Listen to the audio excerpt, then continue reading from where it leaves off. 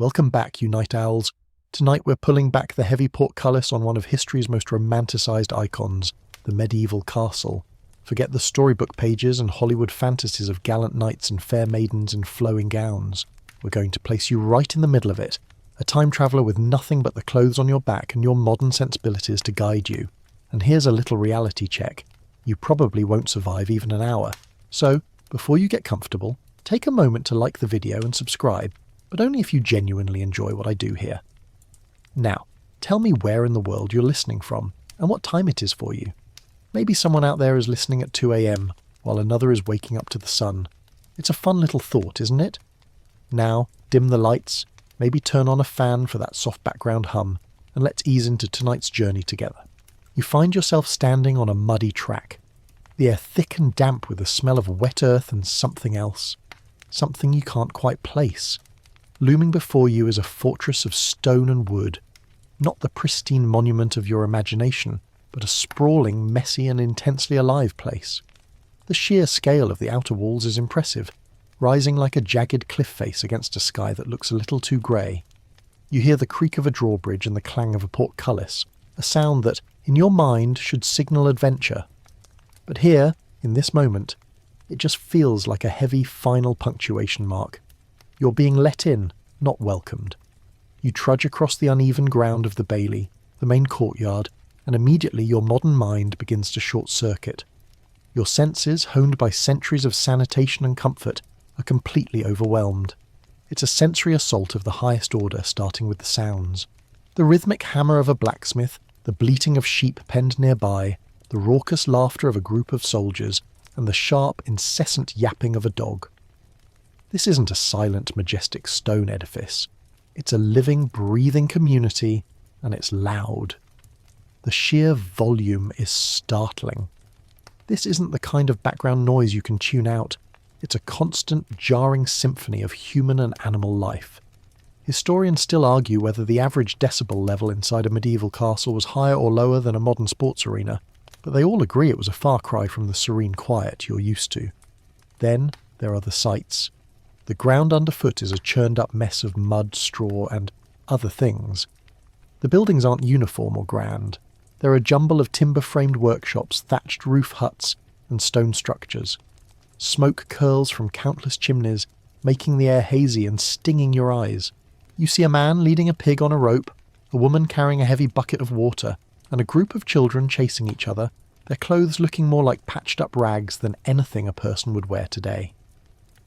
This place is less a fortress and more a fortified village, a bustling hub of life dedicated to serving the Lord who owns it all. The smells are what truly hit you, though. It's not just one bad smell, but a complex tapestry of them, a smellscape that your brain struggles to process. There's the distinct ammonia tang of animal urine, the metallic scent of a forge, the sourness of fermented drink, and the acrid smoke from countless fires burning everything from wood to animal fat. But the dominant, overarching smell, the one that makes you instinctively wrinkle your nose and try to stop breathing through it, is that of unwashed bodies and human waste. Think of the worst porta potty you've ever been in, multiply it by 1,000, and then add a layer of stale sweat and garbage. Welcome home. You probably imagined a castle to be a clean, orderly place, a kind of stone-walled utopia. The reality is that sanitation as we know it didn't exist. There was no trash collection, no sewage system, and no concept of germ theory. Everything just kind of ended up wherever it ended up. The bailey, which is the bustling heart of the castle, is essentially a giant mud pit and open-air latrine. This is a mainstream historical fact that is often glossed over, but it's a foundational part of the medieval experience. The sheer density of people, animals, and waste in a confined space created a perfect storm of filth. A quirky, and frankly a little gross tidbit, is that people back then would often use a combination of hay and dried moss for personal cleaning. Think about that for a second. The toilet paper of the day was something you could probably find in your garden shed, and it wasn't exactly known for its softness or absorbency. So, when you get the urge to use the facilities, and trust me, you will, the options are less than appealing. As you step further into the chaos, a man in a rough tunic brushes past you, his shoulder thumping yours with a surprising force. He doesn't apologise. He barely even looks at you. You're a nobody here, a new face in a sea of hard-worn visages, and you're already in over your head. The notion of personal space is a modern invention, a luxury these people have never known.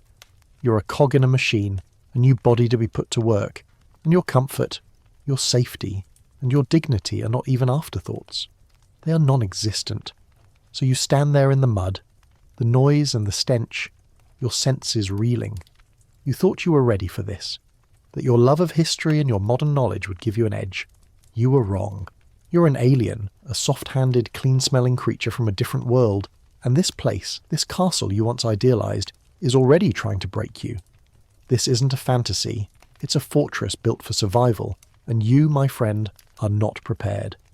As your senses slowly begin to adjust, or perhaps mercifully just give up, the overwhelming stench becomes less of a shock and more of a constant, oppressive companion. You try to take a deep, calming breath, but it's a mistake. The air you inhale is a thick, humid cocktail of everything you just experienced. The pungent aroma of human and animal waste, the sour smell of unwashed bodies, and the acrid tang of wood smoke that coats the back of your throat. This isn't just an unpleasant smell, it's a physical presence, a constant reminder of the raw, unrefined reality of your new home. There's no escaping it. The very stones of the castle seem to have absorbed centuries of this odour, and they radiate it back into the atmosphere, a kind of olfactory reverb chamber. You realise that your modern air fresheners and scented candles are not just luxuries, they are miracles of chemical engineering.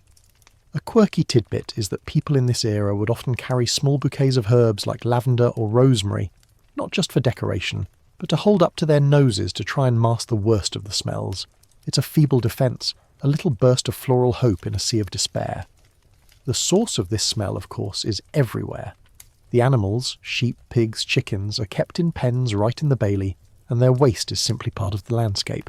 The people, who have no concept of daily bathing, are a different source of funk entirely. Water is a precious resource, difficult to heat, and even more difficult to acquire in large quantities. A full bath might be a once-a-year luxury for the wealthy, and for you, a newcomer of no particular standing, it might not happen at all. Your clothes, which started out so clean, are already picking up the grime and the scent of this place. They'll never feel truly clean again. Your hair, your skin, everything about you is slowly becoming part of the collective aroma of the castle. Then there's the human waste. You see a man casually relieve himself against a wall, not bothering to find a more private spot. No one bats an eye. It's just how things are done. The castle's privies, the toilets, are little more than a wooden bench with a hole in it, often overhanging the castle walls or a cesspit. But for the average person in the bailey, even this is a luxury. The ground itself is often the latrine, a mainstream historical fact that completely obliterates the sanitised image of castles from movies. This lack of sanitation is not just a source of bad smells, it's a vector for disease. You, with your modern gut flora, are particularly vulnerable. A simple bout of diarrhoea, which you would easily recover from at home, could be a death sentence here. Historians still argue about the exact composition of the castle's smellscape, and how it varied from a summer day to a winter night. Some believe the heavy use of herbs and spices in cooking would have helped mask some of the odours, while others argue it would have only added another layer to the sensory chaos. The reality is probably somewhere in the middle, a fleeting moment of slightly more pleasant aroma followed by a return to the prevailing, inescapable reality. You might walk past the kitchen and catch the scent of baking bread, only to have it immediately overwhelmed by the close proximity of a stagnant cesspit. You see a group of laundresses scrubbing clothes in a large wooden tub, but the water they're using is murky and brown. They're not using soap as you know it, but a lye-based substance that is incredibly harsh on skin and fabric. The clothes they're washing are the outer garments of the nobility, and they're being cleaned to a standard that you would consider a preliminary rinse. True cleanliness, the kind you take for granted, is simply not possible here. And it's not just the clothes. The people themselves are covered in a layer of sweat, dirt and grime that is simply part of their existence. The children's faces are smudged, their hands are perpetually dirty, and the adults look like they haven't seen a bar of soap in months. You try to find a quiet corner to collect your thoughts, but there is no such place. Every part of the castle is in use, and every corner is filled with some kind of activity. You lean against a stone wall, but it's damp and cold, and a trickle of water from above runs down the stones. You realise it's not just rainwater, but the overflow from a chamber pot being emptied from a window high above. This is a common practice, a practical solution to a problem that has no good answer. You quickly step away, your skin crawling with the sudden, horrifying realisation of what that liquid could be. A light joke to try and lighten the mood is that your modern concept of aromatherapy would be a bucket of bleach and a gas mask. But in this moment, it doesn't feel very funny. This is a place where every sensory input is designed to remind you that you're not in control, that your body is a fragile thing, and that your life is utterly dependent on the whims of a powerful man and the simple, brutal realities of the natural world. The stench isn't just a physical assault, it's a psychological one. It wears you down, it makes you feel trapped, and it removes any last vestiges of the romantic notion you might have had about this place. The great stone walls, which once seemed so majestic, now feel like the confines of a prison. You are locked in a box of stone and filth, and the air you breathe is the constant, inescapable proof of your predicament. You look around at the other people in the Bailey, and you see that they are simply used to it. They go about their day, their noses unwrinkled, their expressions placid. This is their normal. This is all they have ever known. And the most shocking realization of all is that if you were to somehow survive here, you would eventually get used to it too. Your mind and body would adapt to the filth, and your nose would stop noticing the smell. You would become one of them, a creature of the castle, your modern self fading away like the steam from a hot cup of non-existent tea. This is the first step in your assimilation, and it is a truly horrible one. You finally manage to push through the Bailey, your shoulders hunched, trying to make yourself as small and inconspicuous as possible. You're heading towards what you instinctively know is the heart of the castle's social life, the Great Hall. From the outside, it looks like a magnificent stone building, its windows narrow slits in the thick walls. But as you get closer, the sound changes. The clatter and clamour of the Bailey give way to a different kind of noise. A roaring, echoing cacophony of voices clanking dishes and the barking of dogs. It's like 1,000 small conversations are happening at once, all shouting over each other to be heard. Stepping through the heavy wooden door is like walking into a time machine set to shock and awe. The Great Hall is immense, a cavernous space with a high, beamed ceiling lost in the gloom. But it's not the grand, pristine hall from your childhood stories. It's a messy, lived-in and intensely chaotic place. The floor is covered in a layer of rushes, which you soon realise are not for decoration, but for absorbing all the spills, food scraps and other bodily fluids that inevitably fall to the ground. This is a mainstream historical fact that completely changes the picture of medieval grandeur. Those rushes, remember, are rarely changed, so over time they become a disgusting, decomposing layer of filth and a breeding ground for pests. You can smell the fermented decay rising from the floor, a new and deeply unpleasant aroma to add to your list. The hall is filled with people, a dense crowd of knights, squires, servants, and men-at-arms all going about their business. There are no individual tables, instead long trestle tables stretch down the length of the room, packed so tightly that you have to squeeze sideways to get between them. The air is thick with smoke from a central hearth, and there's no chimney. The smoke is supposed to find its way out through a small vent in the roof, but in practice it just hangs in the air, a constant haze that makes your eyes water and your throat feel scratchy. It's a constant low-level irritation that you can't escape. You suddenly appreciate the simple modern miracle of central heating and a well-ventilated room. The lighting is dim, flickering from the hearth, and a few sparse torches mounted on the walls. The shadows are deep and dancing, making it hard to see faces clearly. You realise that a lot of what you're experiencing is just a complete lack of modern convenience. The whole place feels dark, loud, and grimy. A quirky tidbit is that the lord of the castle would often sit on a raised dais at one end of the hall, not just for status, but to be as far away as possible from the mess and noise of the main crowd, a kind of primitive VIP section. But even the lord isn't immune to the constant chaos. The hall is the centre of everything. It's the courtroom, the dining room, the dormitory and the social hub. At night the tables are cleared away and people simply lay out their bedding on the rush-strewn floor. You can't imagine sleeping here, with the noise and the smells and the constant threat of a misplaced foot or a stray animal. Historians still argue about whether this communal sleeping arrangement was a sign of close community or a reflection of the brutal, cramped reality of castle life? It was probably a little of both, a shared experience born of necessity. As you stand there, trying to process it all, a serving boy nearly runs into you, a trencher of roasted meat in his hands. He's scrawny and looks perpetually exhausted. He gives you a quick, suspicious glance and moves on. You notice a pack of dogs, lean and scruffy, roaming freely under the tables, snapping up any scraps that fall.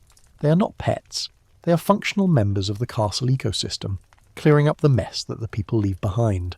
This is the ultimate eat-off-the-floor dining experience, and it's happening right in front of you. You're a long way from the quiet, dignified image of medieval feasts. This isn't a banquet, it's a messy, frantic free-for-all. The food is served on thick slabs of stale bread called trenchers, which get soaked with grease and juice. After the meal, the trenchers are often given to the poor or to the dogs, a simple form of waste management that doubles as charity. It's a pragmatic approach to a world without Tupperware or refrigerators. A light joke is that the medieval equivalent of a doggy bag was a doggy slice of bread. The noise level is a constant shock. There's no soft music, no polite conversation. It's a mix of boisterous laughter, shouted commands, the clatter of wooden bowls and knives, and the omnipresent growling and yapping of the dogs. The sheer energy of the room is palpable, but it's a frantic, almost desperate energy. It feels less like a social gathering and more like a necessary function of survival, a place where people come to eat, drink, and escape the cold for a few hours before returning to their duties. You suddenly become acutely aware of your own anachronistic body language. You're standing too still, looking too bewildered. In a place where everyone is constantly moving and doing something, your inactivity makes you a target for suspicion. You try to mimic the posture of the other people, slumping your shoulders slightly, but it doesn't feel natural. You're a ghost from the future, and everyone can feel your strangeness. Your clean hands, your uncalloused skin, the way you look at everything with a mix of horror and fascination, it all marks you as an outsider. You realise that you're not just an observer, you're an intruder, a strange and out-of-place element in a tightly knit, self-contained world. The Great Hall, once a symbol of medieval majesty, now feels like a prison, a loud, smoky, and unbelievably messy one. And you are right in the middle of it. Your stomach, a betrayer from a world of sterile kitchens and refrigerated food, rumbles with a hunger you are starting to regret. You watch the people around you in the Great Hall, some gnawing on bones, others slurping from wooden bowls. The food on display is a far cry from the sumptuous feasts you imagined. The smell of roasted meat is there, but it's mixed with something vaguely acrid and burnt. You finally get a close look at a trencher being served to a group of men-at-arms. It's a thick slice of bread, a dark, coarse loaf that looks and feels more like a brick than something you would eat. Piled on top is a chunk of dark, unidentifiable meat and a mess of pottage, a thick vegetable stew. You realise that this is the reality of medieval eating. There are no delicate sauces, no fresh salads, and certainly no food safety standards. Meat is often heavily salted to preserve it, making it incredibly tough and chewy. Spices are used, but they're not just for flavour. They're also there to mask the taste of meat that might be a little past its prime. This is a mainstream historical fact that completely shatters the myth of the exotic medieval feast. For most people, most of the time, the diet is monotonous and relies heavily on what can be grown locally and what can be preserved. The drink is no better. You watch people drinking from wooden or pewter cups, but the liquid inside is not water. No one drinks water in this time period if they can help it. Clean, safe drinking water is a rare luxury. Instead, everyone drinks ale or weak beer, even the children. The fermentation process kills many of the bacteria that make water unsafe, so it's the most reliable source of hydration. You watch as a man drains his cup and then signals to a server for another. The sheer volume of alcohol being consumed is staggering, not for the purpose of getting drunk, but simply to stay hydrated. A quirky tidbit is that the alcohol content of this medieval ale would have been much lower than modern beers, more akin to a modern non-alcoholic beverage. So it was a safer choice, but still not exactly hydrating in the way we understand it. Historians still argue about the precise alcohol content of daily medieval ales and whether it had a significant effect on the average person's cognitive function. You're offered a trencher and a bowl of pottage. The pottage is a thick brownish gruel, and you can see floating bits of cabbage, peas, and what looks suspiciously like some kind of gristle. The trencher bread is hard as a rock, and you're expected to use a small, dull knife to cut off pieces of the meat and spear them. There are no forks. The fork is a much later invention, and its use was considered effeminate by many in this period. You're expected to eat with your hands and a knife, a practice that, combined with the lack of hand washing, is a direct pathway to disease. You watch the other people around you and they don't seem to have any trouble with it. They eat with gusto, tearing at the meat and scooping up the pottage with chunks of bread. The whole meal is an exercise in survival, not pleasure. The food is dense, heavy, and meant to fuel a day of hard labour. There's no delicate seasoning, no careful presentation, and no attention to hygiene. A kitchen in a castle is a place of organised chaos, a frantic production line. There are open fires, unwashed surfaces, and a constant threat of contamination. The cooks are not gourmet chefs. They are working-class people trying to feed a small army of mouths with limited resources. You remember your own kitchen at home, with its stainless steel appliances, its hand soap, its clean running water. It feels like a fantasy, a place you will never see again. Here, the very act of eating is a risk. You take a tentative spoonful of the pottage. It's bland and starchy, but it's hot, which is a small comfort. The taste is earthy and simple, and you force yourself to swallow it, your body screaming in protest. You can feel the grease on your fingers and the coarse texture of the bread in your mouth. This is the meal of your new life, and it's a grim one. A light joke that crosses your mind is that this is the ultimate farm-to-table experience, assuming the farm is a muddy field full of animals and the table is a plank of wood you're sharing with a dozen other people. But the humour is thin, stretched over a layer of real, gut-wrenching worry. What if this food is rotten? What if it's contaminated? You don't know the first thing about what's safe to eat here, and there's no one to ask. You are on your own, and your body is the ultimate guinea pig.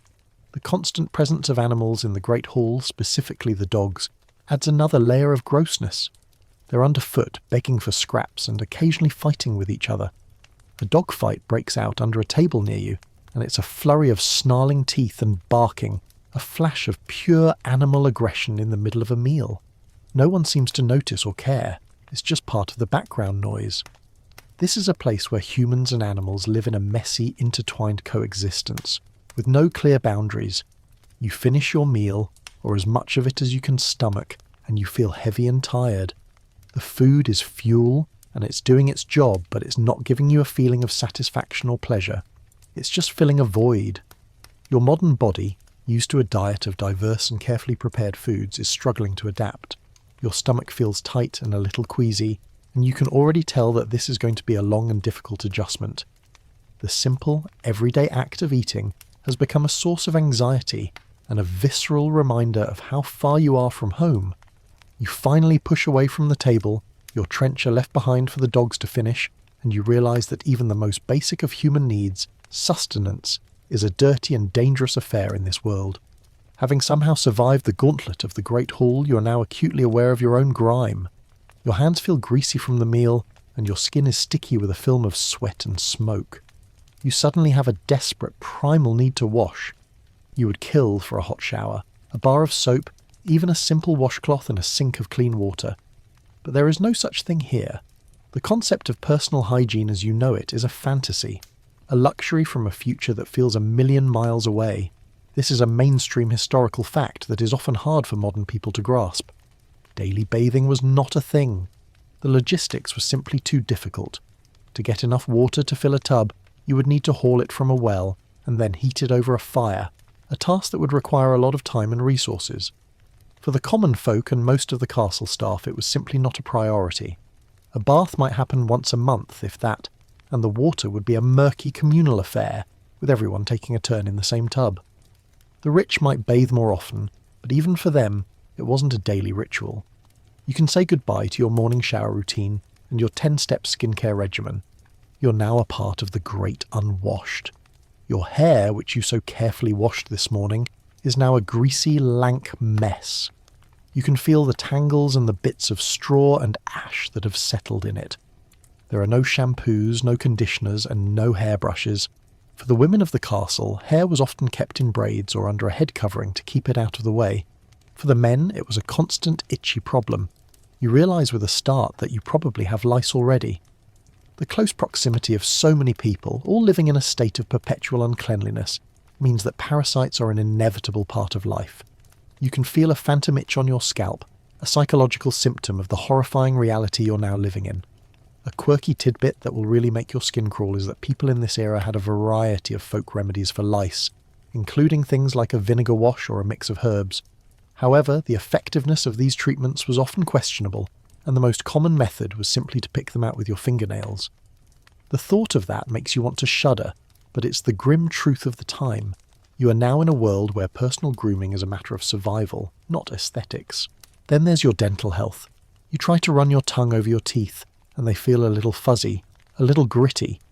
You're used to brushing your teeth twice a day with a fluoridated toothpaste and a soft-bristled brush. Here, there are no such things. Your best bet is to chew on a stick or a rough piece of cloth, or maybe rub some chalk on your teeth. These methods are not only ineffective, but they can also damage your gums and the enamel on your teeth. You can expect to lose your teeth at a young age, and your breath will be, let's just say, not minty fresh. Historians still argue about the exact state of medieval dental health, but there is no doubt that it was a far cry from what we experience today.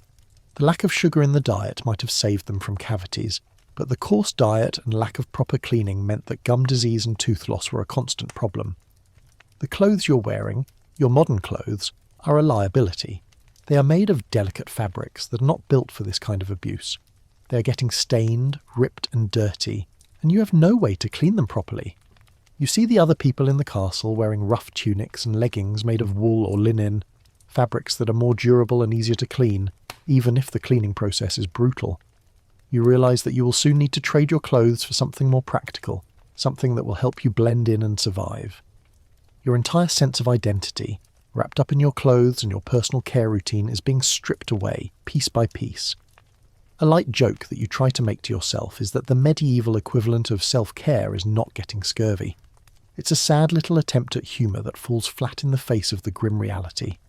You're now a prisoner of your own body's needs, and the world around you is not equipped to meet them. You feel a pang of homesickness, a deep ache for a simple hot shower and a clean, comfortable bed. These are not luxuries.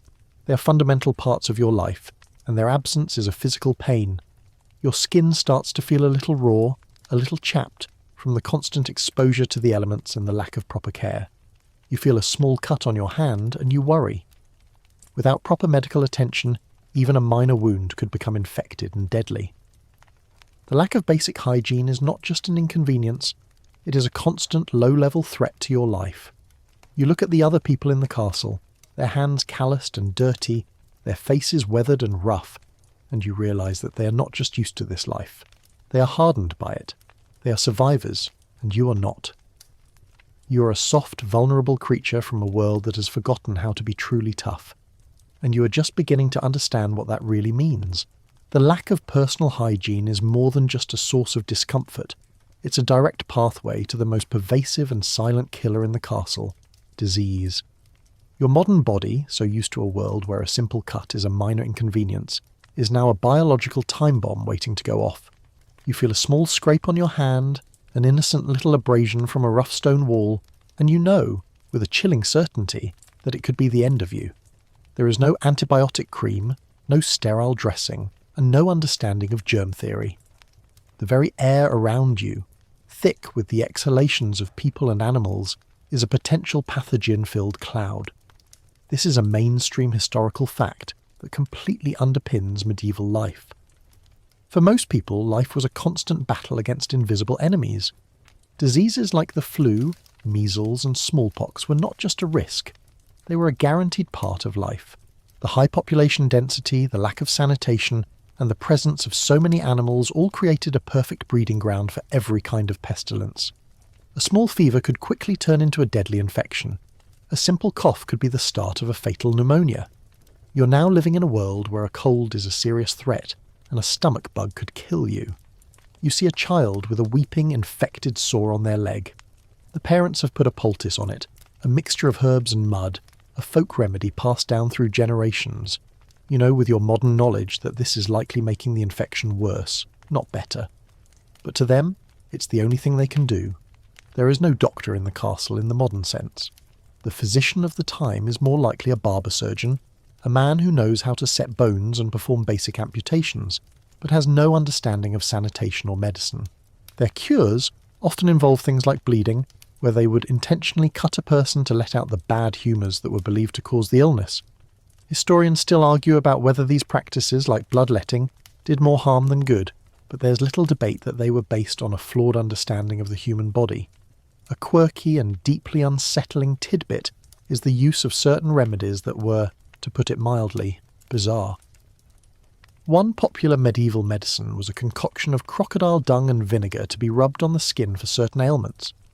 Another involved the use of powdered mummies as a kind of catch-all tonic. The people of this era were desperate, and they would try anything to ward off the sickness that was always lurking in the shadows. Your modern aversion to these things is not just a matter of taste, it's a reflection of a world that has conquered so many of these basic threats. You're now in a place where the cure might be worse than the disease. The fear of disease is a constant low-level anxiety that you can feel humming in the background of everyone's life. The average lifespan for people in this period was far shorter than today, and a significant portion of the population never made it to adulthood. Child mortality was horrifyingly high. You see a woman with the haunted eyes of someone who has buried too many children, a grief that is so commonplace it's almost part of the furniture. This is a place where death is a constant companion, a presence in every corner of the castle. A small child sneezes near you, and your instinct is to recoil, to create distance. But in this crowded, messy world, there is no distance. You're all living on top of each other, sharing the same air, the same food and the same pathogens. A light joke that you try to make to yourself is that the castle's motto should be, "We have diseases for every occasion." But it's not funny.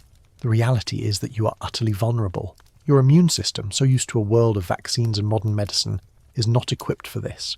You are a biological outsider, and this environment is actively trying to kill you. You look at your clean, soft hands and you realise they are a lie. They're a sign of your vulnerability, not your strength. The people around you, with their calloused and grimy hands, are hardened by a life of constant exposure. They have a certain kind of immunity that you simply don't possess. You feel a little tickle in your throat and your heart rate spikes. Is it just the smoke, or is it something more? Your mind, conditioned by centuries of medical progress, goes to all the worst places. You imagine the fever, the chills, the pain, and the slow, inevitable decline, all in a place where the only medicine is a prayer or a poultice of questionable origin. You realise that your greatest strength, your knowledge, is also your greatest weakness. You know what's coming, but you have no way to stop it. This is a world where every single day is a gamble, and the stakes are your life, and you're just now starting to understand that you've already lost the first round. With a stomach that feels perpetually unsettled, and an itching that is now more psychological than real, you are faced with one of the most fundamental and humiliating challenges of castle life, going to the bathroom. You might be a person of refined tastes and modern sensibilities, but your body, thankfully, remains stubbornly medieval in its needs. And in a castle, this is a problem of a truly disgusting magnitude. Your modern mind, accustomed to the sanctity and privacy of a flush toilet, is completely unprepared for the reality of the castle privy. You've heard the term, but you've never truly considered what it meant. A privy is, at its most basic, a wooden seat with a hole cut into it, often located in a small, windowless room called a guardrobe. The guardrobe's main feature is that it hangs over the side of the castle wall, allowing the waste to fall directly down into the moat or a cesspit below. The word guardrobe itself comes from the French for to guard the robes.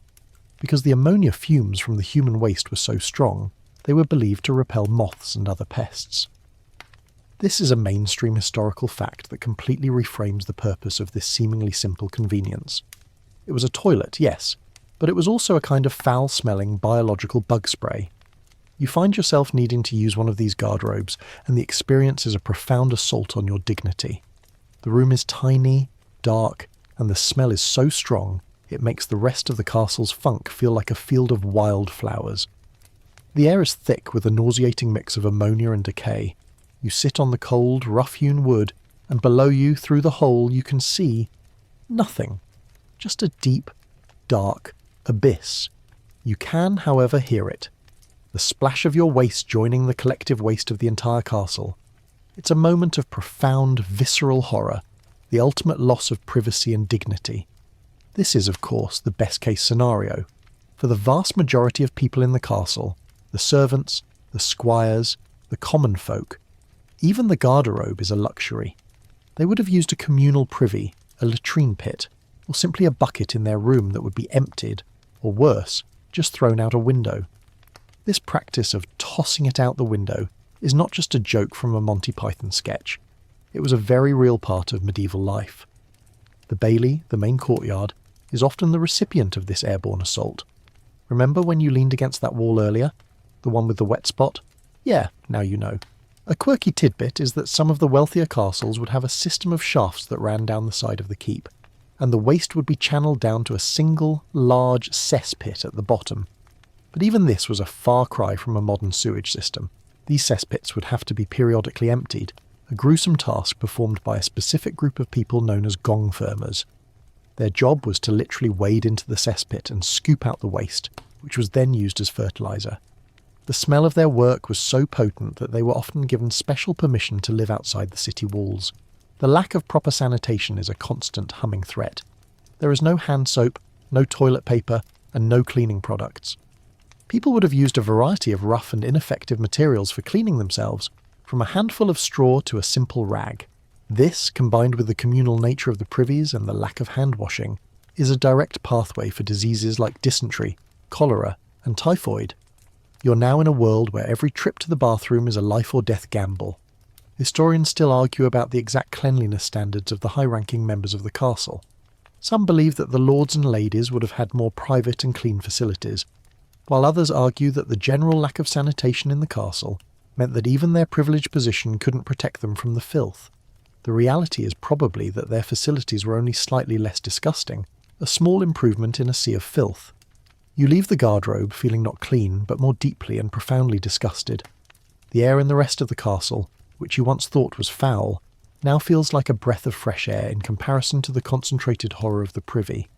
You feel a deep burning sense of shame and loss. The simple, private and clean act of going to the bathroom is something you will never take for granted again. A light joke you try to make to yourself is that the medieval equivalent of a 5-star hotel bathroom is a bucket that doesn't leak. But it's not funny, not even a little bit. The reality of your situation is sinking in, and it's a cold, hard and deeply unpleasant feeling.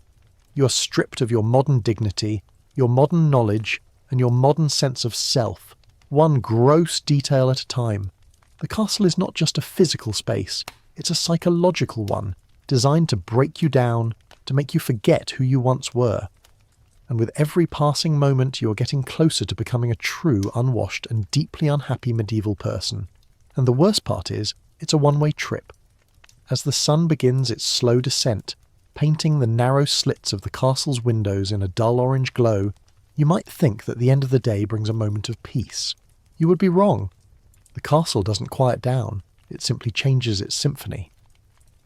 The sounds of the blacksmith's hammer and the bustle of the bailey are replaced by a new, more unsettling chorus of nighttime noises. This is not the serene silence of a modern night. It's a deep primal chorus that speaks of danger, discomfort, and the constant buzzing presence of life in every dark corner. The first thing you notice is the cold. The thick stone walls that seem to offer a sturdy defence against the outside world now hold in the chill of the evening, radiating a deep, bone-settling cold that seeps into your very core. There is no central heating, no thermostat to adjust. The only warmth comes from the dying embers of the hearth in the great hall, and once you leave that, you are on your own against the pervasive cold. You find yourself shivering, a sensation you had forgotten existed in a world of fleece blankets and insulated homes. This is a mainstream historical fact that is often overlooked in the romantic portrayals of castles. They were not cosy. They were immense stone refrigerators, drafty and cold, especially in the winter. The sounds of the night are what truly begin to unnerve you. The dogs, which were a chaotic presence during the day, are now a menacing one. You hear their low growls and occasional barks echoing through the courtyards as they patrol for rodents and intruders. But there are other sounds too. The rustling of rats in the rushes on the floor, the scurrying of mice in the walls, and the high-pitched squeaking of bats in the rafters. The castle is not just a home for humans, It's a living ecosystem of pests and predators, and in the darkness, they become more active. You're no longer at the top of the food chain here. You are just another potential source of food or a competitor for resources. A quirky and slightly horrifying tidbit is that the castle's cats were not the fluffy pampered pets you know. They were fierce, semi-feral mousers, a necessary part of the castle's pest control. They would stalk the halls and the great hall at night, their glowing eyes a silent, unsettling presence in the darkness. You might hear their low growls or the sharp snap of their jaws as they catch a rodent, a sound that is both a comfort and a terrifying reminder of the brutal natural world you're now a part of. You hear the shouts of guards from the battlements, their voices muffled by the stone. They're not just standing watch, they're constantly alert, their senses heightened against the threat of a night raid or an attack. You hear the clang of their armour as they shift their weight, the shuffle of their boots on the stone, and the low, muttered conversations they have to keep themselves awake. This is a world where danger doesn't sleep, and neither can you, really. The castle is a fortress, yes, but it is also a prison of constant vigilance. Historians still argue about the exact nature of night watch duties in a medieval castle, and whether the guards were as diligent as they were portrayed in contemporary sources. Some believe that the long cold nights would have made for sleepy and less than attentive guards, while others argue that the constant threat of attack would have been a powerful motivator. The reality is probably that it varied from castle to castle, but the feeling of unease and vigilance would have been a constant part of the nightly experience. You're acutely aware of your own vulnerability. There are no streetlights, no modern security systems, no locks on the doors. The darkness is absolute, a heavy velvet blanket that swallows all light. You can barely see your own hand in front of your face. You stumble a little, your foot catching on an uneven stone, and your heart races. This is a place where a simple misstep in the darkness could lead to a serious injury, and remember what we said about injuries and diseases. They're a one-way ticket out of this world. A light joke you try to make to yourself is that the castle's nightly entertainment is a symphony of rodents and guards, but the joke dies in your throat as you hear a low rhythmic snoring coming from a nearby room. It's the sound of a dozen people sleeping in a single cramped space, a reminder of the lack of privacy and the constant, unavoidable proximity of other people. You're never truly alone here, and that, in itself, is a terrifying thought. The darkness is not just an absence of light. It's a presence.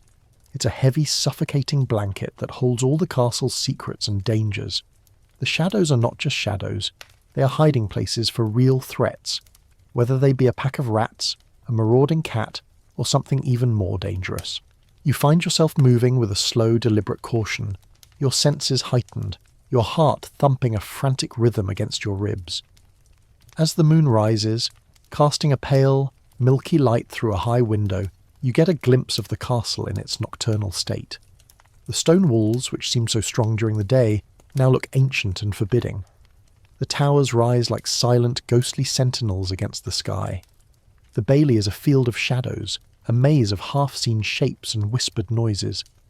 This is the castle's true nature, not a fairy tale palace, but a raw, living and dangerous fortress that never truly sleeps. And you, a fragile modern creature, are just one of its many inhabitants, hoping to survive the night. With the cold setting in and the sounds of the night beginning to get on your nerves, you find yourself seeking the one place you'd always associated with comfort and safety, a bed. You trudge back into the great hall, a place that now feels less like a majestic gathering space and more like a massive communal dormitory. The trestle tables from dinner have been pushed aside, and the floor, still covered in its layer of filthy rushes, is now a sea of people wrapped in blankets and cloaks. This is your sleeping quarter for the night, a harsh and unforgiving reality that completely shatters any romantic notion of a plush, four-poster bed. You're expected to find a spot on the floor, somewhere between a snoring soldier and a rustling pile of hay. There are no pillows, no soft mattresses, and certainly no privacy. You have nothing but your cloak for warmth, a flimsy barrier against the deep chill of the stone floor. This is a mainstream historical fact that is often hard to reconcile with our modern expectations. For the vast majority of people in a medieval castle, the floor of the great hall was their bed. It was a communal, cramped, and frankly, a very dirty place to sleep. As you lie down, trying to make yourself comfortable on the hard, uneven floor, you become aware of a new set of sensory assaults. The smell of the decaying rushes, which was just a part of the background during the day, is now right under your nose, a potent mix of stale food, old beer, and something vaguely musty. It's a smell that you will probably never get used to, a constant reminder of your lack of comfort and your place in this world. Then there are the pests. You feel something crawling on your arm and you flinch, swatting at it instinctively. It's probably just a flea, a small and common annoyance. But it could be a louse, or a bedbug, or a cockroach, or any of the myriad of small creatures that call the castle home. The rushes on the floor are a perfect breeding ground for all of them. A quirky and truly disgusting tidbit is that people in this era would often shake out their cloaks and blankets in the morning to get rid of the pests that had crawled in during the night. It's a daily ritual of pest control, a grim little dance of survival that you are now a part of. The noise, too, is a problem. The sounds of the day have been replaced by the sounds of 100 people trying to sleep. There's the deep, guttural snoring of the men-at-arms, the low murmur of whispered conversations, the occasional cough or sneeze, and the constant, unsettling rustle of the rushes as people shift in their sleep. You can't tune it out. Your modern brain, used to the quiet privacy of a bedroom, is on high alert, processing every single sound as a potential threat. You feel exhausted, but you know that sleep will be a long time coming. Historians still argue about the exact nature of sleep in the medieval period. Some believe that the concept of first sleep and second sleep was a common practice, with people waking up in the middle of the night for a few hours before going back to sleep. This was likely due to the lack of artificial light and the natural rhythms of the body, but it also reflects the fact that a good night's sleep was a rare and precious thing, not the 8-hour luxury we expect today. The constant interruptions, the cold, the noise, the pests, would have made deep, uninterrupted sleep a true impossibility. You close your eyes and try to create a mental picture of your own bed at home. The soft mattress, the clean sheets, the quiet, the darkness. It's a powerful memory, a kind of ghost of comfort that haunts you. But it's also a torture, a reminder of what you have lost. You feel a pang of homesickness so sharp it almost takes your breath away. You're not just physically uncomfortable, you're profoundly, existentially alone in a crowd of 100 people. A light joke you try to make to yourself is that the castle's nightly bedtime story is the sound of a dozen people grinding their teeth in their sleep. But the joke is a small, weak flicker in the all-encompassing darkness. You're just a body on a floor, a sack of flesh and bones trying to survive the night. Your life has been reduced to its most basic, brutal elements, and every single one of them is a form of suffering. The cold seeps in, a slow, relentless invasion. You curl into a ball, trying to conserve your body heat, but it's a losing battle. The stone floor seems to actively steal your warmth, and you can feel it radiating up through your cloak. You think about the fires you've seen in the movies, the grand fireplaces that warm the entire room. Those fires existed, but they were a privilege, not a guarantee. And they were always a source of smoke and soot, a trade-off of warmth for air quality that you would not have been happy to make. You finally drift into a light, fitful sleep, filled with dreams of clean sheets and hot showers. But it's not a restful sleep. It's a kind of half-conscious state, a low-grade state of survival. You wake up with a jolt, not knowing what sound or movement woke you, your heart pounding. You open your eyes to the same darkness, the same noise, and the same cold. The night is a long and terrifying thing, and you have to get through it, one agonizing moment at a time. The castle is not a place of comfort, not even a place of rest. It is a place of constant vigilance, where even in your sleep you are never truly safe. The long night, a blur of fitful sleep and waking dread, finally gives way to a grey, smoky dawn.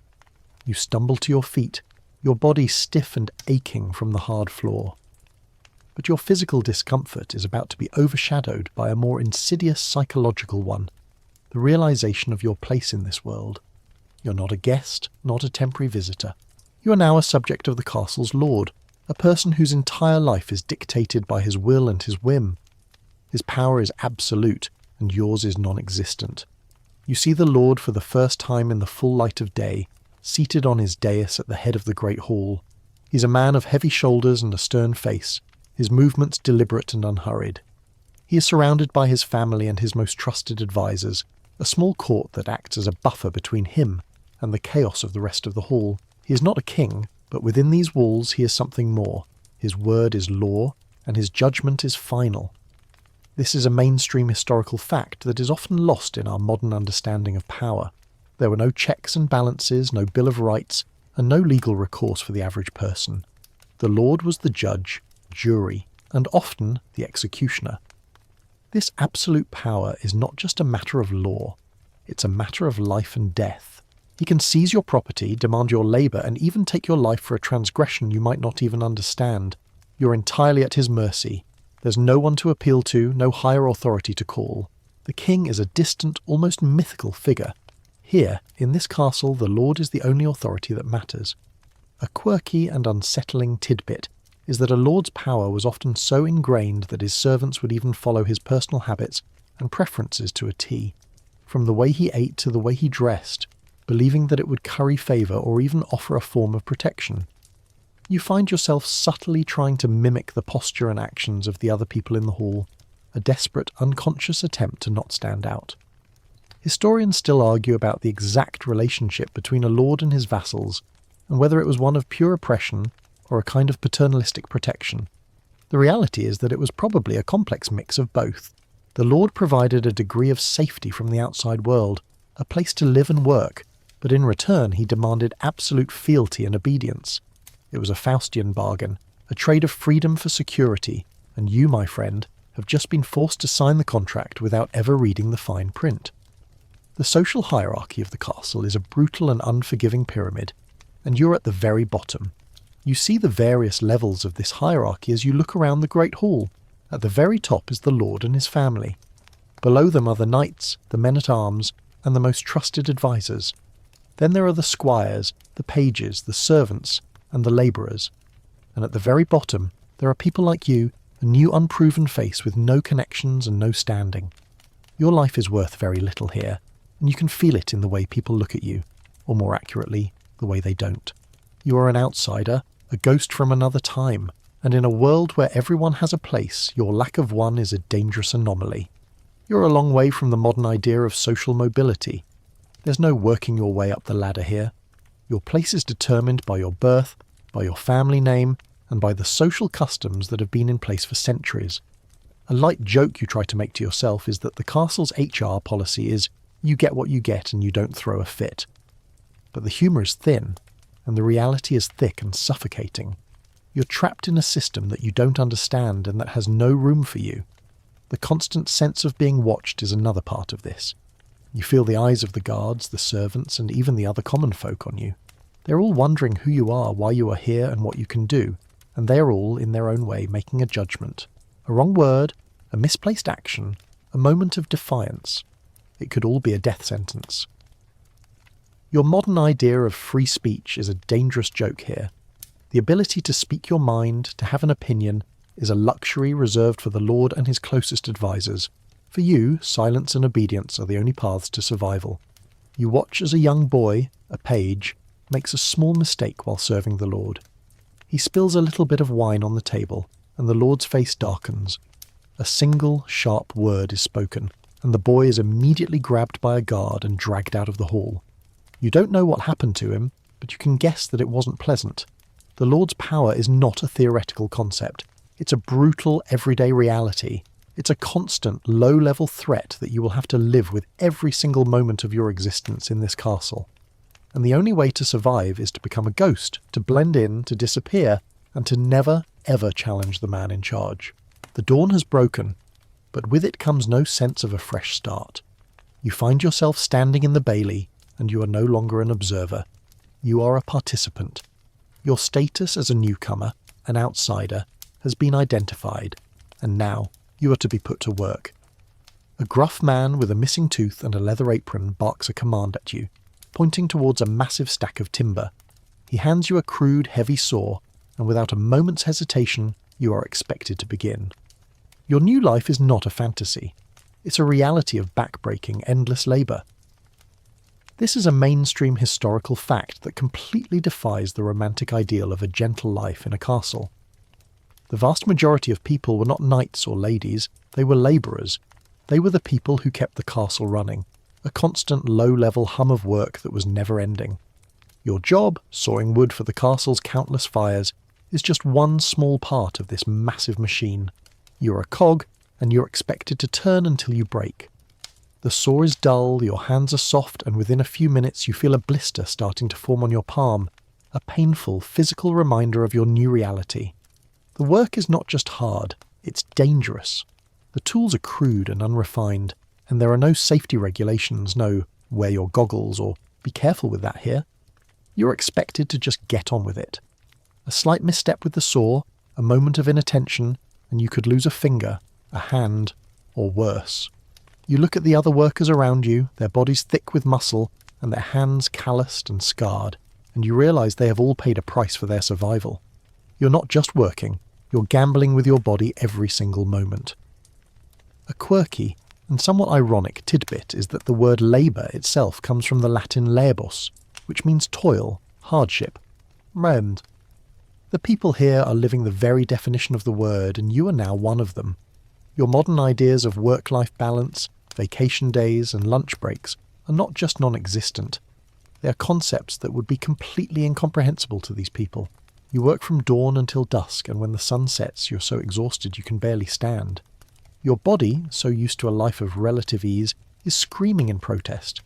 Historians still argue about the exact length of the medieval workday, and whether it varied depending on the season and the task at hand. Some believe that the workday was shorter in the winter due to the lack of light, while others argue that the need for firewood and other resources meant that the work was just as hard, if not harder. The reality is probably that there was no real end to the work. There was always another task to be done, another piece of wood to be sawed, another field to be tilled. The work was your life, and your life was the work. You're expected to perform these tasks not for a wage, but for your keep. Your food, your drink, and your place on the floor in the Great Hall are all you will get. There is no money, no savings, no retirement plan. Your only goal is to survive the day and to not get on the bad side of the man with the missing tooth. He is your boss, your overseer, and he is a brutal and unforgiving one. He watches you with a critical eye, and you feel his impatience with your slow, clumsy movements. You're not working hard enough, not fast enough. A light joke you try to make to yourself is that the medieval equivalent of a personal trainer is a man who screams at you for not sawing wood fast enough. But the joke falls flat. The pain in your hands is real, the exhaustion in your body is real, and the threat of punishment is very, very real. You're no longer in control of your own destiny. You're a small, insignificant part of a massive grinding machine, and your only purpose is to fuel it with your own sweat and blood. The work is not just physical, it's also a psychological burden. The sheer monotony of it, the endless repetition, is a kind of torture. Sawing wood, carrying water, tending to the animals, these are not tasks that you can do with your mind engaged. They are tasks that require a total physical commitment, and your mind is left to wander into dark places. You think about your life before, the things you took for granted, the people you loved, and you realise that they are a world away, a distant memory that is slowly fading. You're becoming a person of this time, a person of this place, and it's a terrifying, alienating transformation. Your hands, once soft and clean, are now raw and dirty. The blister on your palm has burst, and it stings with a sharp, insistent pain. You don't have the luxury of a band-aid or an antiseptic wipe. You just have to keep working, to ignore the pain, to push through. This is the first of many scars you will earn in this world, and you realise that they are not just physical marks, they are the badges of your new life, a life of relentless, brutal and unforgiving labour. And you have to wonder, how long can your soft, modern body possibly last? You're now part of the castle's brutal, grinding machine, and your hands are raw from the labour.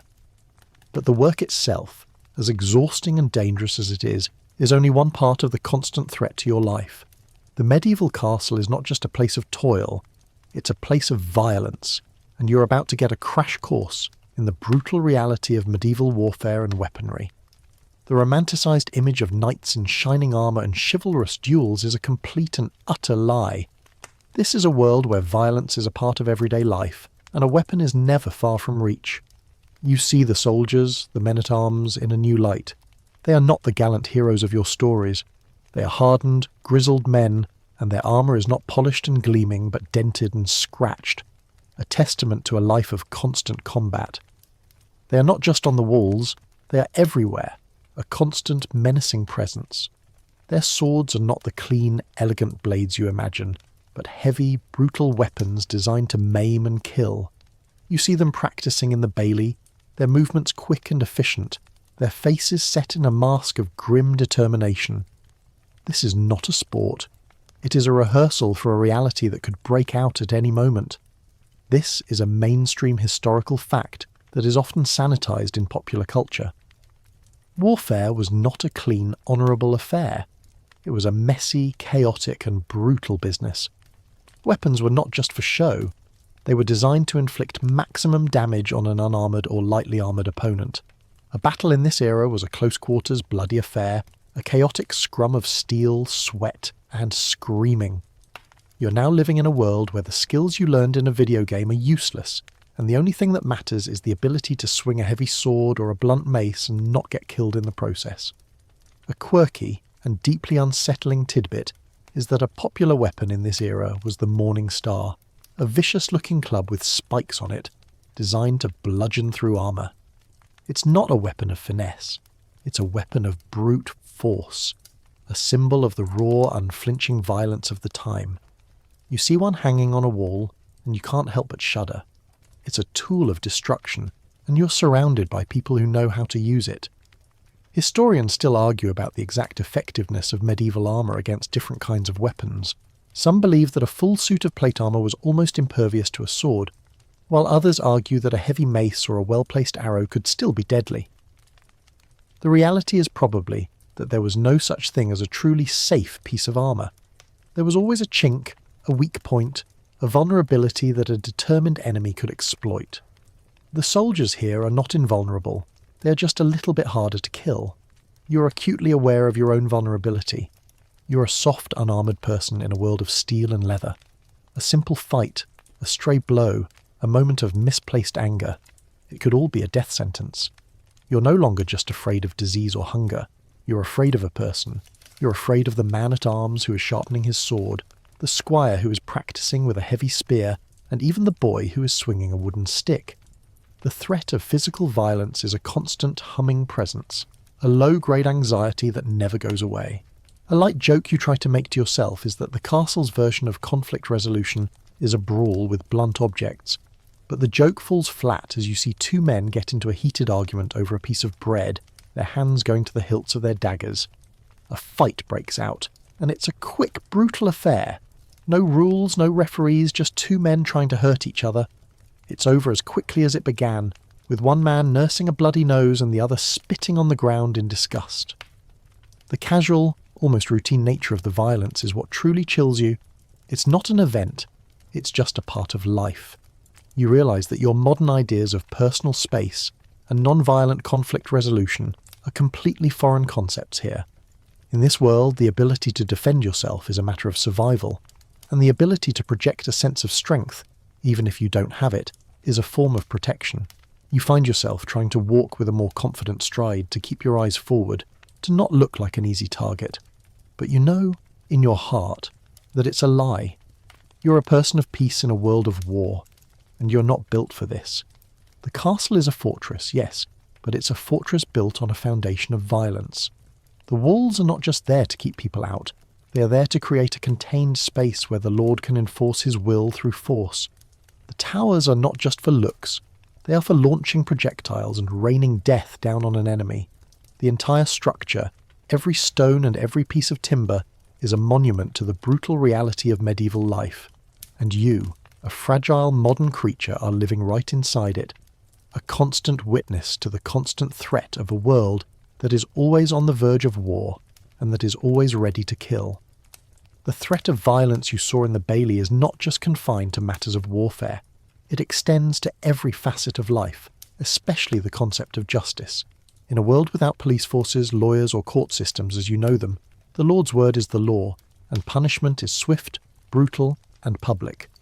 You are now living in a world where a minor transgression could lead to a horrifying and permanent penalty. The romantic image of a noble and just lord is a lie. replaced by the grim reality of a man whose power is absolute and whose punishments are meant to be a terrifying deterrent. This is a mainstream historical fact that is often hard to stomach. The concept of proportional punishment is a modern one. In the medieval period, the punishment for a crime was often out of all proportion to the offence. Stealing a loaf of bread could result in the loss of a hand, and a disrespectful word could earn you a public whipping. The purpose was not to rehabilitate the criminal, but to make an example of them, to instill fear in the hearts of the common folk, and to remind them of the power of the Lord. You see this in action as a small group of people gathers in the bailey. A young man, a servant, is being held by 2 guards. He is weeping, his face pale with terror. You overhear whispers that he was caught stealing a small silver coin from the Lord's treasury. The punishment is not a trial, it is a spectacle. The Lord himself comes out onto a balcony, his face impassive, and with a single gesture he gives the order. The young man is led to a block of wood, his hand is placed on it, and with a single, sickening thud, a cleaver comes down. The sound is a wet, awful thing that you will never forget. The young man screams, a high-pitched animalistic sound of pain and horror. He is not taken to a hospital. He is simply left there, his hand a bleeding mess, a horrifying living monument to the Lord's justice. The message is clear and unambiguous. Do not steal. A quirky and deeply morbid tidbit is that the local executioner, or even a guard, would often have a side hustle selling the blood or body parts of the executed. These items were believed to have medicinal or magical properties, a grim and desperate form of folk medicine. The people of this time were not just witnesses to the violence, they were also a part of its economy, a testament to the brutal, pragmatic nature of their lives. Historians still argue about the exact psychological effect of these public punishments on the medieval mind. Some believe that it created a kind of collective trauma, a society living in a state of perpetual fear. Others argue that it was a normalised part of life, a kind of dark entertainment that the people were simply used to. The reality is probably somewhere in the middle, a complex mix of fear, morbid curiosity, and a sense of, there but for the grace of God go I. You are a long way from the modern idea of innocent until proven guilty. Here the accusation is often the conviction. There is no defence lawyer, no evidence to be presented, and no jury of your peers. The Lord's word is enough. And in a world where everyone is a potential witness and a potential betrayer, the threat of a false accusation is a terrifying thing. You realise that your modern idea of speaking truth to power is a dangerous, almost suicidal concept here. A light joke you try to make to yourself is that the castle's legal system is one step, no refunds. But the joke dies in your throat as you watch the young man stumble away, his face a mask of shock and pain. His life is irrevocably changed, and he is a constant walking reminder of the consequences of defiance. His punishment is not a sentence, it's a mutilation, a permanent brand of shame that he will carry for the rest of his short, miserable life. The casual, almost bureaucratic nature of the cruelty is what truly unnerves you. The guards, the Lord, and even the other people in the bailey seem to be completely unfazed by it. It's just a part of the daily routine, a Tuesday afternoon event. You are the only one who is truly horrified, the only one who is actively recoiling from the sight of the blood and the sound of the scream. Your modern sensibilities are a liability, a weakness that marks you as an outsider, as someone who doesn't understand the rules of this brutal, unforgiving world. You realise that the castle is not just a place of work and survival, it's a place of social control, and violence is its primary tool. The walls, the guards, the weapons, and the public punishments are all a part of a single, interconnected system designed to keep the people in their place and to enforce the will of the Lord. And you, a new and vulnerable member of this society, are just now learning the most important lesson of all, that your life is not your own, and your body is just a tool to be used, and if necessary, to be broken. You have been broken down, one humiliating detail at a time. The stench, the cold, the hunger, the violence, all of it has chipped away at your modern sensibilities. But the final, and perhaps most insidious blow to your identity is the realisation of your place in the castle's social hierarchy. In the modern world, you are a person with rights, a name, and a story. Here, you are just another part of the scenery, a low-status individual whose very existence is a function of the Lord's power. Your individuality, your personality, your sense of self, all of it has been stripped away and replaced with a single simple designation: commoner. This is a mainstream historical fact that is often sanitized in our imaginations. The medieval world was not a place of equal opportunity. It was a rigid, unyielding social pyramid, and your position on that pyramid was determined not by your skills or your ambition, but by your birth. The very concept of upward mobility is a foreign one here. You're born a peasant, a servant, or a serf, and you will die that way.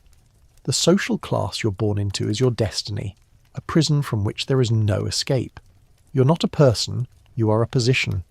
You see this rigid structure reflected in everything around you. The way people dress, the way they speak, the way they move. The lord and his family wear fine clothes made of expensive fabrics. Their movements are slow and deliberate, a testament to their lack of manual labour. The knights and men-at-arms wear practical, durable clothes and armour. Their movements are quick and efficient, a testament to their life of combat. And then there are the common folk, people like you. They wear rough, homespun clothes, their bodies are bent with labour, and their movements are slow and tired. You are now one of them. Your modern clothes are strange and out-of-place anachronism. A quirky and fascinating tidbit is that the very language of the time was a reflection of this hierarchy. There were different forms of address for different classes, different ways of speaking to a lord versus speaking to a fellow peasant. You, with your modern way of speaking, would immediately stand out, and your inability to navigate these social linguistic codes would mark you as an outsider, a person to be looked at with suspicion and disdain. You have to learn not just a new way of life, but a new way of speaking, a new way of being, a new way of existing in a world where your very words could get you killed. Historians still argue about the exact level of resentment between the social classes. Some believe that the common folk were so used to their place that they didn't even question it, while others argue that there was a constant low-level hum of rebellion and resentment bubbling beneath the surface. The reality is probably that there was a little of both. There was a sense of community among the common folk, a shared experience of hardship that bound them together. But there was also a deep and abiding fear of the Lord and his power, a fear that kept them in line and kept the social order intact. You're a long way from the modern idea of personal identity. Here, your identity is not a matter of choice, it's a matter of fact. You're not defined by your dreams, your hobbies, or your personality. You're defined by your function, by the work you do, and by your position in the hierarchy. You're a labourer, a woodcutter, a water carrier. That is all you are, and that is all you will ever be. A light joke you try to make to yourself is that the castle's social contract is your birth is your brand. But the joke is a small, hollow thing that doesn't feel very funny in the face of the brutal reality. The sheer power of this social order is that it is self-enforcing. The people at the top have a vested interest in keeping it that way, and the people at the bottom have been so conditioned that they don't even know how to question it. The castle is not just a physical prison of stone and wood. It's a social and psychological one, a place where your mind and your body are moulded to fit a predetermined role. You're not just a prisoner of your circumstances, you are a prisoner of your status. You look at the other people around you, the men and women who have lived this life from birth, they don't seem to be miserable. They have a kind of grim stoicism, a quiet dignity that comes from a life of hardship. They know their place, and they have made peace with it. They have found a kind of meaning in their work and in their community, a small pocket of humanity in a brutal world. And you realise, with a crushing sense of despair, that this is what you will have to do too. You will have to let go of your old identity, of your old life, and you will have to find a new one here, on the bottom rung of the ladder, in the dirt, the cold, and the filth. You will have to become a medieval person, and the hardest part of all is that you might just succeed. And the person you were, the one who read history books and dreamed of a romantic past, will be gone forever. Your new life of back-breaking labour and social anonymity is relentlessly monotonous, but it is not without its own unique set of dangers. You are assigned to assist in the castle's kitchens, a place that you might have once imagined as a bustling aromatic hub of culinary magic. The reality is a world of fire, noise, and constant threat, a place where the simple act of preparing a meal is a dangerous gamble. This is not the clean, well-lit kitchen of a modern home. It's a hellscape of open flames and primitive tools, a place that is designed for efficiency, not safety. You're surrounded by the smells of roasting meat, baking bread, and simmering pottage, but they are all tainted by the ever-present odour of smoke and unwashed bodies. The kitchen is a vast, cavernous room with several large open hearths in the centre. There are no ovens as you know them, just massive stone pits where a fire is constantly burning. The cooks, with their faces streaked with soot and their hands raw from the heat, are a blur of motion, a frantic dance of survival. They're constantly tending to the fires, turning the spits and stirring the cauldrons, their movements quick and practiced. This is a mainstream historical fact that is often overlooked. The medieval kitchen was a hot, smoky and incredibly dangerous place. The risk of a fire was a constant humming threat. A single spark, a stray piece of burning wood, a moment of inattention, and the entire castle could go up in flames. The entire building is made of wood and stone, and a fire could spread with terrifying speed. The very fabric of the castle is a tinderbox, and the kitchen is the match. There are no fire alarms, no fire extinguishers, and no sprinkler systems. The only defence against a fire is a bucket of water and a lot of prayers. You're put to work turning a massive spit, a long iron rod with a piece of meat on it. The heat from the fire is intense, and your face feels like it's burning. The smoke makes your eyes water and your throat feel scratchy. You're expected to turn the spit constantly, a slow, monotonous movement that will continue for hours. You're not a cook, you're a living, breathing automaton, a piece of machinery that is designed to turn a stick. Your mind, which was once filled with dreams and ideas, is now filled with the simple, brutal task of turning a spit. A quirky and deeply morbid tidbit is that the cooks would often taste the food with a long wooden spoon, not just to check for seasoning, but also to check for poison. The threat of a rival lord or an enemy spy poisoning the food was a very real one, and the cook was often the first line of defence. The tasting was not just a part of the job, it was a life-or-death gamble. You realise that your modern idea of customer service is a very different thing here. The cooks are not just trying to make a good meal, they're trying to keep the lord alive, and in a way, you are too. Historians still argue about the exact nature of the medieval diet, and whether it was as bland as we imagine it. Some believe that the use of a variety of herbs and spices would have made the food quite flavourful, while others argue that the constant use of salt and the lack of proper refrigeration would have made it a boring and monotonous affair. The reality is probably that it varied from castle to castle, but the one constant was the risk of fire and the constant back-breaking labour of preparing it. A light joke you try to make to yourself is that the castle's health inspector is just a guy with a stick who pokes the food to see if it's still moving. But the joke falls flat as you feel the heat from the fire, a constant oppressive presence that makes you feel dizzy and nauseous. Your hands, which are already raw from the woodcutting, are now being exposed to the intense heat, and you can feel them blistering. You are a tool, a piece of equipment, and your body is the thing that is being worn down piece by piece. The kitchen is also a place of social hierarchy. The head cook, a portly man with a permanent scowl on his face, is a person of power. He controls the flow of food, the heat of the fires, and the lives of everyone who works for him. He barks orders, his voice a hoarse, angry sound that is barely audible over the noise of the kitchen. You're at the very bottom of this hierarchy, a person who is not even worthy of a name, just a task. You're a spit-turner, and that is all you are. You look at the other people in the kitchen, their faces a mask of sweat and exhaustion, and you see a kind of grim camaraderie. They're all in this together, a shared experience of hardship that binds them together. They work together, they eat together, and they will probably die together. And you realise with a crushing sense of despair that you are not a part of this community. You are an outsider, a ghost from another world, and your only purpose is to work until you break. The kitchen, once a symbol of comfort and sustenance, is now a symbol of your new life, a life of constant grinding labour, with no hope of escape and no chance of a good meal. The castle's kitchen, with its fire and smoke, is just one of many dangers lurking within these stone walls. As you finally stumble away from your shift, exhausted and covered in a film of grease and soot, you find yourself wandering towards the central core of the fortress, the keep. You've seen it from the outside, a towering, imposing structure that seems to rise out of the very earth. In your mind, it's the king's tower, a place of power and security, but as you approach, you realise it is anything but.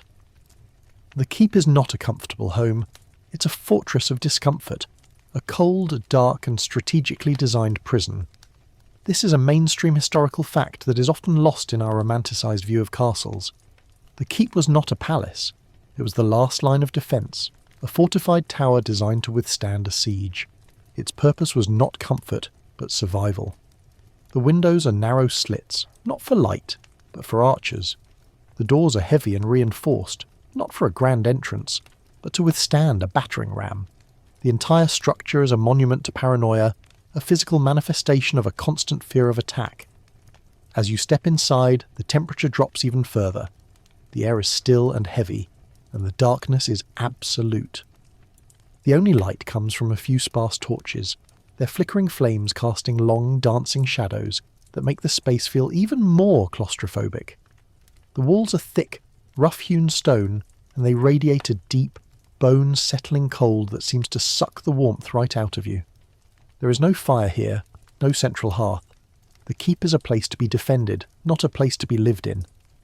You trudge up a narrow, winding staircase, your hand trailing along the cold, damp stone. The stairs are uneven and treacherous, a testament to the lack of concern for comfort and safety. You can feel the moisture in the air, a clammy, pervasive dampness that clings to your clothes and your skin. The keep, with its lack of windows and its thick walls, is a kind of living tomb, a place where the sun never shines and the air never moves. It's a place that is designed to protect the body, but it is a place that is actively hostile to the soul. A quirky and deeply unsettling tidbit is that the latrines in the keep would often drop their waste directly into the floors below, or into a cesspit at the very bottom of the tower. There was no internal plumbing system, and the sanitation, or lack thereof, was a function of the castle's design. The smell, which you're now used to in the Bailey, would have been a concentrated foul thing, a constant sickening presence in the very heart of the castle. The keep, a symbol of power, is also a symbol of a deep and pervasive filth. Historians still argue about the exact living conditions in the keep, and whether the lord and his family would have lived there on a permanent basis. Some believe that the keep was only used in times of a siege, while others argue that it was the main residence, a testament to a brutal and pragmatic way of life. The reality is probably that it varied from castle to castle, but the one constant was the deep, unrelenting discomfort of living in a stone fortress that was built for war, not for life. You look around at the sparse furnishings, a few rough wooden chairs, a table, a couple of beds with lumpy mattresses, and you realise that even the lord's quarters are not the height of luxury you imagined. They are cold, dark and functional, a far cry from the opulent, comfortable palaces of a later era. A light joke you try to make to yourself is that the keep's interior design style is early brutalist with a hint of damp, but the joke falls flat.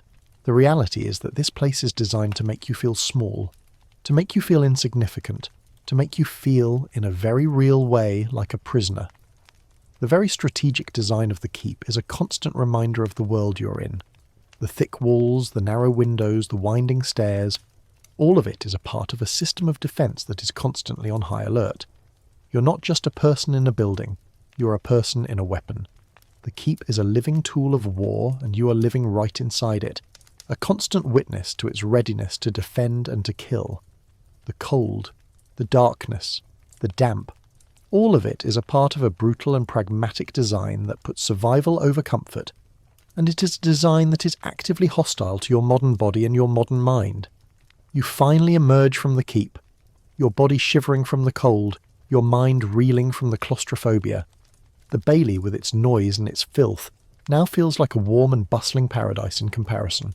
The keep, a symbol of power and security, is a place of profound discomfort and deep unease.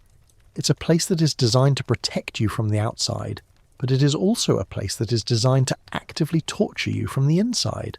And you realise, with a crushing sense of despair, that there is no place in this castle that is safe, no place that is truly comfortable.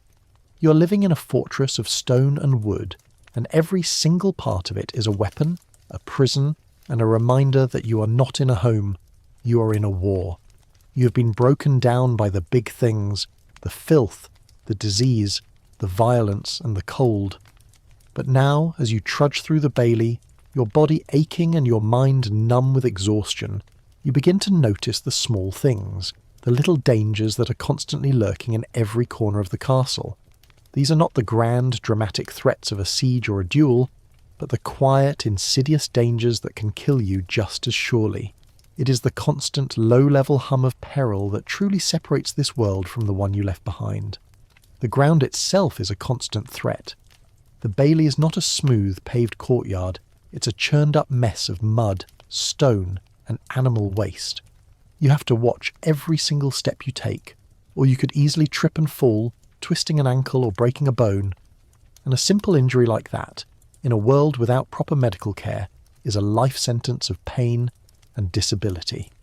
You watch the other people around you, and they move with a kind of sure-footed grace, their eyes constantly scanning the ground, their bodies a testament to a life of constant vigilance. You, with your modern body and your modern gait, are a walking target for disaster. This is a mainstream historical fact that is often overlooked.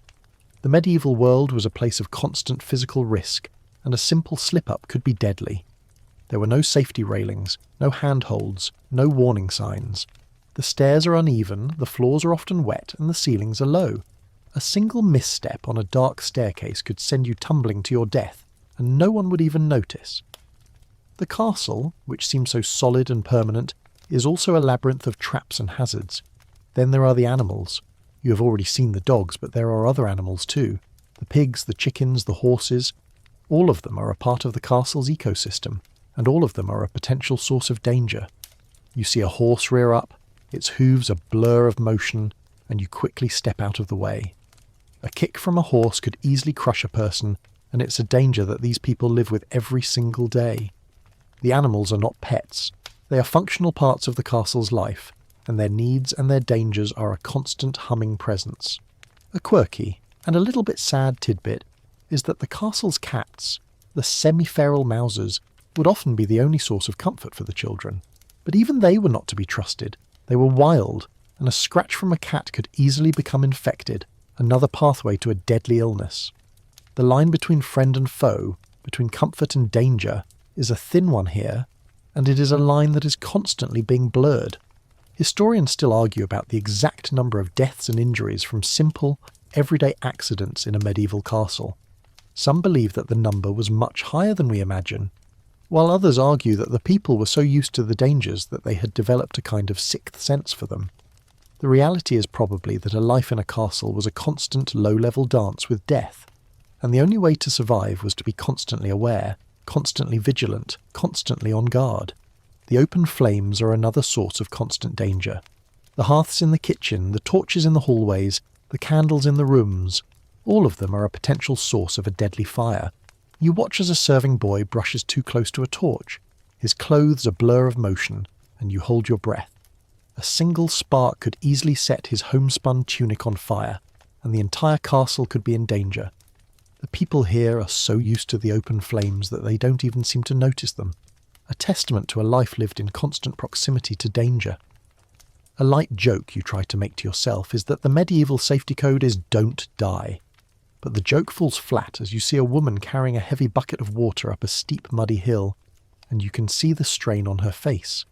Her life is a constant physical struggle, and a single slip-up could be deadly. Your modern idea of easy living is a fantasy here, a concept that is so foreign that it would be a source of wonder and disbelief. You realise that the most dangerous thing about the castle is not the grand dramatic threats. It is the simple, everyday reality of a world without safety nets. There are no handrails on the stairs, no locks on the doors, no fire alarms in the halls. There is just you, your body, and your wits, and a world that is actively trying to kill you in 1,000 small, insidious ways. You're a long way from the romanticised image of a fairy tale castle. You're living in a fortress of stone and wood, and every single part of it is a weapon, a prison, and a reminder that your modern body is not built for this. And the only way to survive is to become a person of this time, a person of this place, a person who is constantly aware of the danger, and who is constantly and desperately fighting to stay alive. You've endured the stench, the disease, the brutal labour, and the ever-present threat of violence, both grand and small. You've become a part of the castle, a cog in its grinding machine, a person of no name and no status, but through it all, a small part of your modern mind, a tiny ember of hope, has been clinging to a single, powerful idea, that you can leave. You tell yourself that this is all just a temporary state, a bad dream from which you will eventually wake. But now, as you stand in the shadow of the portcullis, a new and crushing realization dawns on you. There is no escape. The journey home, the very idea of it, is an impossible dream. This is a mainstream historical fact that completely shatters the modern idea of personal freedom. The people of this era were not free to just pick up and leave. For the vast majority of people, they were tied to the land, tied to the lord, and tied to their role in the castle's life. The system of serfdom and feudalism was a kind of economic and social prison, a system that ensured the lord had a constant supply of labour and a constant source of power. You, a new and unproven person, are now a part of this system, and your destiny is not your own. The world outside the castle walls is not a safe and welcoming place. It is a world of bandits, rival lords, and a constant threat of war. To leave the castle is to leave the only source of protection you have, however brutal it may be. The walls, which you once saw as a prison, are now a symbol of your survival. You can't just walk out and hitchhike your way home. The very roads are dangerous, and the people you would encounter would be suspicious, hostile, and very possibly deadly. Your modern idea of going on a journey is a fantasy here. A journey in this world is a life or death gamble, and the odds are not in your favour. A quirky and deeply ironic tidbit is that the lord of the castle would often have a specific person whose job it was to patrol the surrounding lands and capture any serfs or common folk who had tried to escape. This person, known as a serf catcher, was a grim symbol of the lord's power and the lack of freedom for the common person. The lord's reach extended beyond the walls, and there was no place to hide. You realise that you're not just a prisoner of the castle, you're a prisoner of the lord's will, a person whose very freedom is owned by another. Historians still argue about the exact conditions of serfdom and whether it was a form of slavery. Some believe that the serfs had a kind of freedom, a right to the land they worked and the family they raised. Others argue that the lack of freedom of movement and the total subservience to the lord was a form of bondage, a kind of ownership that was just as brutal as slavery. The reality is probably that it was a complex and nuanced system, but the one constant was the lack of personal freedom and the inability to just pack up and leave. You realise that your modern idea of escape is a psychological construct, a product of a world where you can get on a train or a plane and be in a different place in a matter of hours. Here, a different place is a different lord, a different set of rules and a different set of dangers. You are trapped in a single, brutal and unforgiving reality, and the only way out is to die. Your very life is a function of this castle, and your death will probably be too. A light joke you try to make to yourself is that the castle's welcome mat should say, "Abandon all hope, ye who enter here." But the joke is a small, weak flicker in the all-encompassing darkness. The reality is that your life, which you once thought was a long and open road, is now a short, brutal, and very confined path. You will work until your body breaks, you will suffer from disease and injury, and you will eventually die. A person of no name, a person of no legacy, a person who was once from another world, but who has been utterly and completely consumed by this one. The sheer power of this realization is that it is not a physical threat, but a psychological one. It is the end of hope. It is the end of dreams. It is the end of the person you once were. You're no longer fighting for survival. You're just living a low-grade state of existence that is a kind of slow, quiet death. Your modern self, with all its hopes and dreams, is now a ghost, a distant memory that is slowly fading away. You are a person of this time, a person of this place, and there is no escape. Your short stay has become your permanent reality, and the only journey you will ever take is the one to your grave. The wind down begins now. The sun has set, and the castle is a silhouette against a starless sky. The sounds of the night, the growling of the dogs, the rustling of the rats, the distant shouts of the guards, are all fading, becoming a part of a single, soft background hum. The cold is a gentle pressure, a familiar blanket that is slowly wrapping around you. You're no longer fighting, you're no longer resisting. You are just here, a small, insignificant part of a massive, ancient, and deeply brutal world. The person you were, the one who read history books and dreamed of a romantic past, is gone now. There is no more fear, no more panic, no more hope. There is just a quiet, profound acceptance. You are a person of the medieval castle, and this is your life. The story is over now, the journey has ended. There is just a quiet darkness, a soft hum, and the knowledge that you are finally and completely home.